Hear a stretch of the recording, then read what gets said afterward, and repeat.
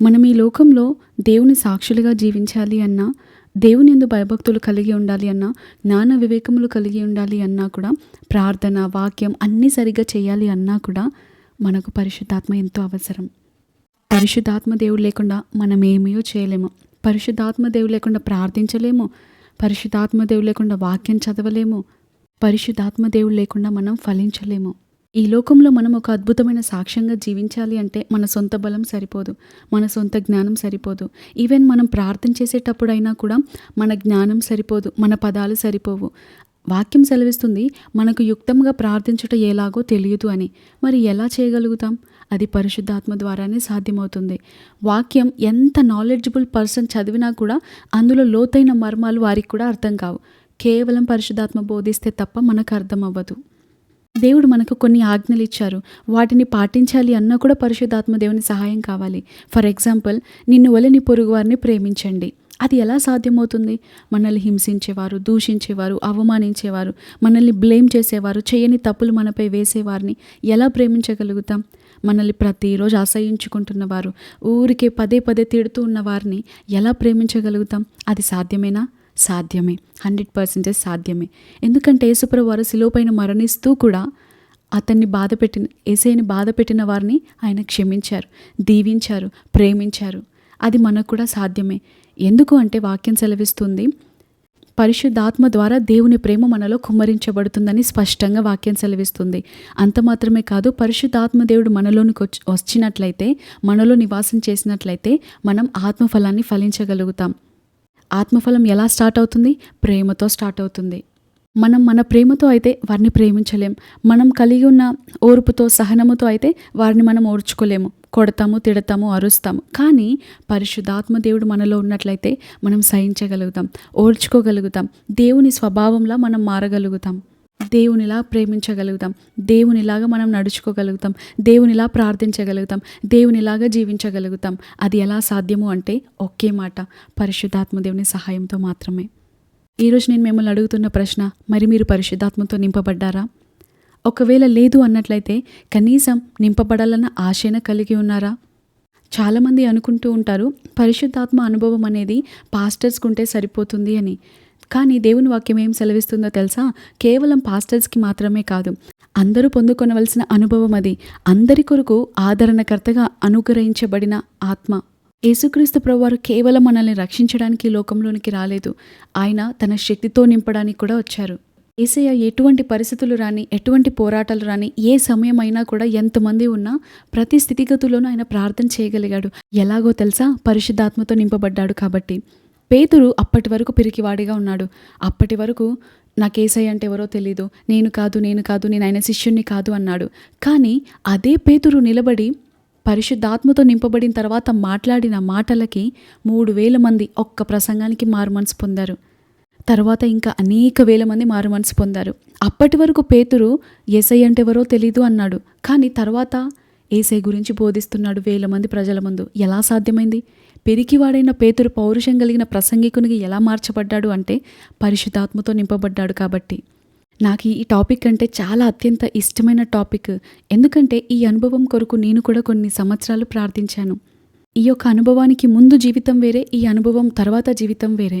ఎందుకంటే వాక్యం సెలవిస్తుంది, అపోస్తల కార్యంలో 1వ అధ్యాయం 8వ వచనం మనం చూసినట్లయితే, పరిశుద్ధాత్మ దేవుడు మీ మీదికి వచ్చినప్పుడు మీరు శక్తి నొందెదరు. ఒకప్పుడు పాటలు పాడమంటే పిరికిదానిగా లోపలికి వెళ్ళి దాక్కున్న నేను ఈరోజు అందరి ముందు పాడగలుగుతున్నాను అంటే కేవలం పరిశుద్ధాత్మ దేవుని సహాయంతో మాత్రమే. పరిశుద్ధాత్మ దేవుడు మనలో ఉన్నట్లయితే ఆయన వాక్యం సెలవిస్తుంది, ఆత్మ తానే మనకు బోధిస్తాడు అని. ఇంకా ఎవరో బోధించాల్సిన పని లేదు. అలా చెయ్యి, ఇలా చెయ్యి అని చెప్పవలసిన పని ఉండదు. ఇంకా పరిశుద్ధాత్మ దేవుడు తానే బోధిస్తాడు. ఇదిగో ఇలా చెయ్యి, ఇలా ఉండు, ఇదిగో ఇలా మాట్లాడు, అలా చెయ్యి అని పరిశుద్ధాత్మ దేవుడే మనకు బోధిస్తారు. పరిశుద్ధాత్మతో నింపబడము అంటే మన సమస్తాన్ని ఆయనకు సమర్పించుకోవడం. మన ఆలోచనలు, మన ఇష్టాలు, మన ప్రయారిటీస్, ఇంకా మన మార్గాలు, మన అన్నీ ఇంకా ఆయనకు సమర్పించుకోవాలి. మన టాలెంట్తో కూడా మనం గొప్ప పేరు పొందుకోలేమో కానీ, మన టాలెంట్తో కూడా మనం సాధించలేమో కానీ, మన టాలెంట్తో, మన జ్ఞానంతో కూడా పొందుకోలేనిది పరిశుద్ధాత్మ దేవుని సహాయంతో మనం పొందుకోగలుగుతాం. అందుకే వాక్యం సెలవిస్తుంది, మీరు మద్యంతో మత్తులై ఉండక ఆత్మపూర్ణులై ఉండుడి, ఆత్మతో మత్తులై ఉండుడి అని. అది ఒక్క రోజులో సాధ్యం అవుతుందా? కాదు. అది ఒక్కరోజు నింపబడితే సరిపోతుందా? కాదు. ప్రతిరోజు నింపబడాలి. ప్రతిరోజు చూడండి, ఒక స్పాంజ్‌ని నీటిలో పెట్టినట్లయితే ఆ స్పాంజ్‌ని మనం ఎంతసేపు నీటిలో ఉంచితే అంతే శక్తిని, అంతే నీటిని పొందుకుంటది కదా! మరలా దాన్ని మనం ఇలా ప్రెస్ చేసినట్లయితే, స్క్వీజ్ చేసినట్లయితే అంతే నీటిని అది బయటికిస్తది. సేమ్ అంతే మన హృదయము దేవుని ఆత్మతో నింపబడాలి అంటే, దేవుని ఆశలతో నింపబడాలి అంటే, దేవుని వాక్యంతో నింపబడాలి అంటే, దేవుని సన్నిధితో నింపబడాలి అంటే, మనం ఆయన సన్నిధిలో ఎంత సమయం గడుపుతామో అంతే నింపబడతాం. అంతే మన ప్రొడక్ట్ ఉంటుంది. అంతే మనం ఫలించగలుగుతాం. అంతే మన పనులన్నీ సఫలంగా జరుగుతూ ఉంటాయి. ఈరోజు మనందరము కూడా పరిశుద్ధాత్మతో నింపబడాలన్నదే దేవుని ఉద్దేశం. అందుకే వాక్యం ఏం సెలవిస్తుందో తెలుసా? లూకాసు వార్త 11వ అధ్యాయంలో చక్కటి మాట ఉంటుంది. ఈ మాటను ఎత్తిపెట్టి మీరు ప్రార్థన ప్రతిరోజు చేస్తూ ఉండండి. యేసుప్రభు వారే స్పష్టంగా స్వయంగా ఈ మాటని తెలియజేశారు. పరలోకమందున్న మీ తండ్రిని అడుగువారికి ఆయన పరిశుద్ధాత్మను ఎంతో నిశ్చయంగా ఇస్తారు అని. కేవలం పాస్టర్స్కి మాత్రమే కాదు, కేవలం దేవుని పరిచయలో వాడబడే వారికి మాత్రమే కాదు, ఇది అందరికీ కావాలి. ఎందుకంటే పరిశుద్ధాత్మ దేవుడు మనలో ఉన్నట్లయితే మన పాప స్వభావం పోతుంది, మన భయపడే స్వభావం పోతుంది. ఇతరులకు యేసుని గురించి ఈజీగా మనం సువార్త చేయగలుగుతాం, ధైర్యంగా సాక్ష్యం చెప్పగలుగుతాం, ఆత్మఫలమును ఫలించగలుగుతాం. అప్పుడు మనలో ప్రేమ ఉంటుంది, సంతోషం ఉంటుంది, సమాధానం ఉంటుంది, దీర్ఘశాంతం ఉంటుంది, దయాళుత్వం ఉంటుంది, మంచితనం ఉంటుంది, విశ్వాసం ఉంటుంది, సాత్వికం ఉంటుంది, ఆశ నిగ్రహం ఉంటుంది. మనం సమృద్ధిగా ఫలించగలుగుతాం. అంత మాత్రమే కాదు, ఒక్క ఫలం మాత్రమే కాదు, ఆత్మఫలం, వెలుగు ఫలం, నీతి ఫలం, మంచి ఫలం, భూఫలం, ఈ ఫలములన్నింటితో మనం నింపబడతాం. ఈ లోకంలో మనం పాపంపై జయాన్ని పొందగలుగుతాం. బలహీనులుగా ఇక జీవించాం, పవిత్రంగా జీవిస్తాం. అంత మాత్రమే కాదు, ఇంపార్టెంట్ పాయింట్ ఏంటంటే మన ప్రార్థనా జీవితం కూడా మారుతుంది. మన ప్రార్థనా జీవితం లోతుగా వెళ్తుంది. ఎక్కువ సమయం ప్రార్థించగలుగుతాం, ఎక్కువ సమయం ఆసక్తిగా దేవుని కొరకు రోషంగా ఉండగలుగుతాం, వాక్యాన్ని ఎక్కువ సమయం చదవగలుగుతాం.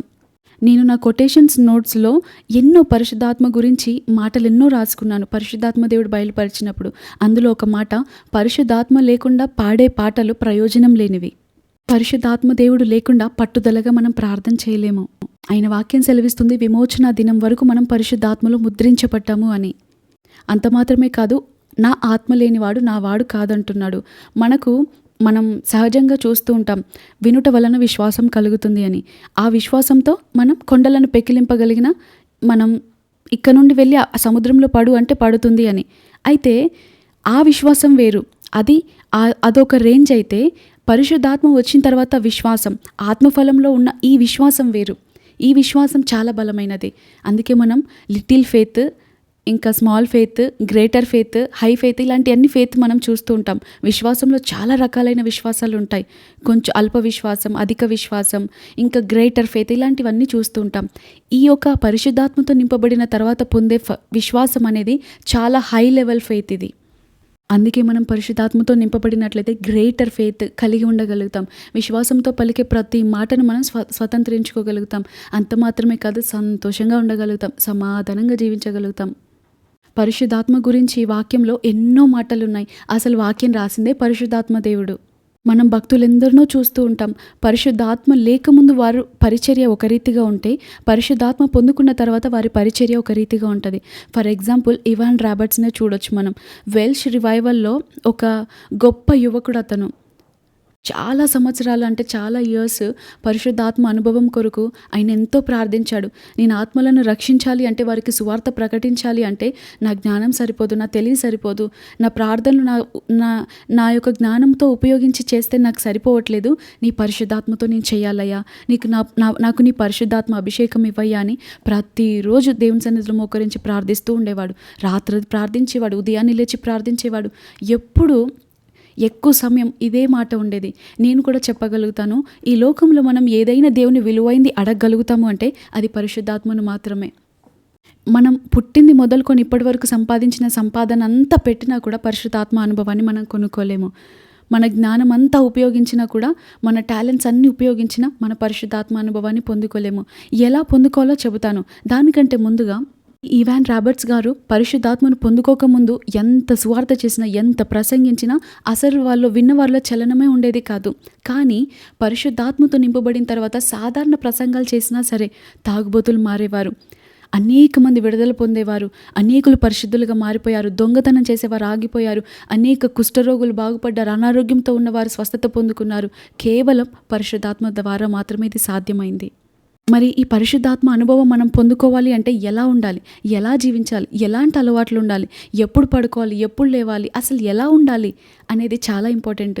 చూడండి, మనం చర్చికి వెళ్ళినప్పుడు మంచి చైర్లో కూర్చుంటాం. ఎక్కడికైనా ఫంక్షన్స్కి వెళ్ళినప్పుడు మట్టితో ఉన్న చైర్లో మీరు కూర్చోవడానికి ఇష్టపడతారా? అమ్మో మట్టి ఉంది, నా చీర పాడైపోతుంది, నా డ్రెస్ పాడైపోతుంది అని వేరే చోటుకి వెళ్ళి మనం మంచి చైర్లో కూర్చుంటాం, కంఫర్ట్ చైర్లో కూర్చుంటాం. పరిశుద్ధాత్మ దేవుడు కూడా అంతే. మన హృదయము మట్టితో, మలినముతో, ఇంకా స్వార్థముతో, కోపముతో, అసూయతో, కక్షలతో ఉంటే, క్షమించరాని తనముతో ఉంటే, ఇతరులపైన ద్వేషము ఇలా కలిగి ఉంటే ఎలా మనలో ఉంటారు? అస్సలు ఉండరు. పరిశుద్ధాత్మ దేవుడు చాలా సున్నితమైన వ్యక్తి, చాలా సెన్సిటివ్ పర్సన్. చాలా పరిశుద్ధంగా ఉన్న చోట మాత్రమే ఉండడానికి ఇష్టపడతారు. మనం కంపు స్మెల్ కొట్టే చోట ఉండడానికి ఇష్టపడతామా? మంచి సువాసన వచ్చే చోట ఉండడానికి ఇష్టపడతామా? మంచి ప్లేస్లో ఉండడానికి ఇష్టపడతాం. మంచి స్మెల్ ఉండే చోట ఉండడానికి, ఎక్కువ సమయం ఉండడానికి ఇష్టపడతాం కదా. పరిశుద్ధాత్మ దేవుడు కూడా అంతే.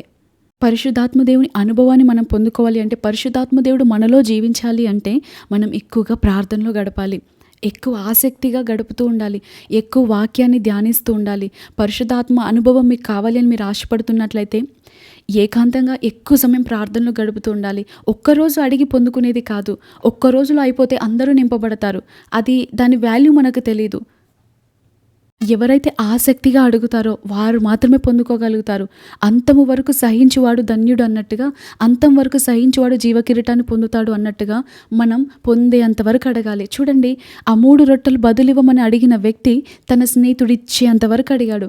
యేసుప్రభువు వారు స్వయంగా తన శిష్యులతో ఏమని చెబుతున్నారు? వారు విసుగక నిత్యము ప్రార్థన చేయుచు ఉండవలనని వారికి ఆ ఉపమానాన్ని బోధించాడని వాక్యం సెలవిస్తుంది. దేవుడు కూడా అంతే. మనం ఆసక్తిగా అడుగుతామా? అసలు ఎంతవరకు అడగగలుగుతాం, ఎంతవరకు ఓర్చుకోగలుగుతాం? డిజెస్ దినకర్ణ గారు అయితే 7 years దేవుని సన్నిధిలో అడుగుతూనే ఉన్నారు. పొందుకునేంతవరకు పట్టుదలగా అడిగారు. ఈవెన్ చాలామంది భక్తుల గురించి నేను చదివినప్పుడు, వారి గురించి నేను తెలుసుకున్నప్పుడు, వారితో నేను మాట్లాడినప్పుడు వారు చెప్పిన ఒకే ఒక మాట, నేను కూర్చున్నప్పుడు, లేచినప్పుడు, తింటున్నప్పుడు, పడుకుంటున్నప్పుడు కూడా నిత్యము ఒకే మాట, అయ్యా నీ ఆత్మతో నన్ను నింపయ్యా, నీ వాక్యం సెలవిస్తుంది కదా, నన్ను నింపినందుకు వందనాలు. ఇలా వారు ఎప్పుడు పరిశుద్ధాత్మతో నింపబడాలన్న ఆశతో, తపనతో ఉండేవారు. కాబట్టి వారు పొందుకున్నారు. అందుకే దావీదు భక్తుడు కూడా అంటాడు కదా, అయ్యా నీ పరిశుద్ధాత్మను నా యొద్ద నుండి తీసివేయకయ్యా, నీ పరిశుద్ధాత్మని నా యొద్ద నుండి తీసివేస్తే నన్ను ఒప్పింపు చేసేది ఎవరు? నేను తప్పు చేస్తే నన్ను గద్దించేది ఎవరు? ఇది తప్పు అని నాకు చెప్పేది ఎవరు? అందుకే నీ పరిశుద్ధాత్మ నా యొద్ద నుండి తీసివేయకయ్యా. ఒకవేళ నీ పరిశుద్ధాత్మనే తీసివేస్తే నాలో ఉచ్చరింప శక్యం కాని మూలుగులతో నాలో నుండి ప్రార్థించేది ఎవరయ్యా అని ఆశతో అడుగుతున్నాడు. అక్కడ వేరే మాట కూడా అడగవచ్చు, వేరే మాట కూడా ఉపయోగించవచ్చు, కానీ నీ పరిశుద్ధాత్మ నా యొద్ద నుండి తీసివేయకయ్యా అని అడుగుతున్నాడు. ఎందుకు అంటే ఆ విలువ ఏంటో ఆయనకు తెలుసు కాబట్టి. పరిశుద్ధాత్మ లేకపోతే మనం స్తుతించలేము, ప్రార్థించలేము, వాక్యం చదవలేము, సరిగ్గా బ్రతకలేము. పరిశుద్ధాత్మ ఎంతో ప్రాముఖ్యం. పరిశుద్ధాత్మ మనలో ఉన్నట్లయితే మనం చిన్న పొరపాట్లు చేసినా కూడా వెంటనే ఒప్పుకుంటాం, వెంటనే దాన్ని విడిచిపెడతాం. ఇది తప్పు, ఇదిలా చేస్తే పరిశుద్ధాత్మకి ఇష్టం ఉండదు, ఇలా బ్రతికితే పరిశుద్ధాత్మకి ఇష్టం ఉండదు, ఇలా మాట్లాడితే పరిశుద్ధాత్మ దేవుడు బాధపడతాడు, ఇలా చేస్తే పరిశుద్ధాత్మ దేవుడు నొప్పించబడతాడు అని ఆత్మను ఆర్పకుండా మనం సరిగ్గా బ్రతకగలుగుతాం. చూడండి, ఒక కన్సీవ్ అయిన స్త్రీ ఎప్పుడు తన కడుపులో ఉన్న పెరుగుతున్న బిడ్డ కొరకు ఆలోచిస్తూ ఉంటుంది. అమ్మో ఇది తినకూడదు, ఇది తినాలి, ఇలా నడవకూడదు, ఇలా నడవాలి, ఇలా పడుకోకూడదు, ఇలా పడుకోవాలి అని ఎప్పుడు కూడా తన కడుపులో పెరుగుతున్న బిడ్డ కొరకు ఆలోచిస్తూ అన్ని తగిన జాగ్రత్తలు తీసుకుంటూ ఉంటుందా లేదా? సేమ్ అంతే. పరిశుద్ధాత్మ దేవుడు మనలోకి వచ్చిన తర్వాత కూడా మనం సరిగ్గా బ్రతికితేనే ఆయన మనల్ని నడిపిస్తారు, ఆయన తన స్వరాన్ని వినిపిస్తారు. ఈరోజు మీరు ఆయన స్వరాన్ని వినాలని ఆశపడుతున్నారా? ఈరోజు ఆయనతో నడిపించబడాలని ఆశపడుతున్నారా? పరిశుద్ధాత్మతో నింపబడాలని మీరు ఆశ కలిగి ఉన్నట్లయితే ఆయనతో ఎక్కువ సహవాసం చేయండి. చూడండి, ఒక ఐరన్ నిప్పుల కొలిమిలో వేసినప్పుడు అక్కడ నిప్పుల వల్లే ఆ ఐరన్ కూడా మారుతుంది, అదే రెడ్ కలర్లోకి మారిపోతుంది. సేమ్ అంతే, మనం కూడా పరిశుద్ధాత్మతో సహవాసం చేసినప్పుడు, ఎక్కువగా దేవుని సన్నిధిలో గడుపుతూ ఉన్నప్పుడు, ఎక్కువగా స్తుతించినప్పుడు ఆయన ఆత్మ మన యొద్దకు ఆకర్షించబడుతుంది. ఆయనకు వలె మనం మార్చబడతాం. ఆయన సన్నిధి మనం ఎప్పుడు పొందుకోగలుగుతాము, ఆయన ప్రసన్నత ఎప్పుడు అనుభవించగలుగుతాము అంటే ఆయనను స్తుతిస్తూ ఉంటుండగా. ఎక్కువ ఎవరైతే స్తుతిస్తారో వారితో ఎక్కువగా పరిశుద్ధాత్మ దేవుడు ఉండడానికి ఇష్టపడతారు. కాబట్టి ఈరోజు మన ఆలోచనలు, మన సమస్తాన్ని ఆయనకు సమర్పించి, పరిశుద్ధాత్మ దేవ నాలో ఉండయ్యా, నన్ను నడిపించయ్యా అని మీరు అడుగుతారా? ఆయన వాగ్దానాన్ని ఎత్తిపెట్టి స్తుతిస్తూ ప్రార్థనలో అడుగుతుండండి. తప్పకుండా దేవుడు మిమ్మల్ని నింపుతారు. పరిశుద్ధాత్మతో నింపబడి దేవుని గొప్ప సాక్షులుగా మీరు నిలబడుదురుగాక. ఆమేన్.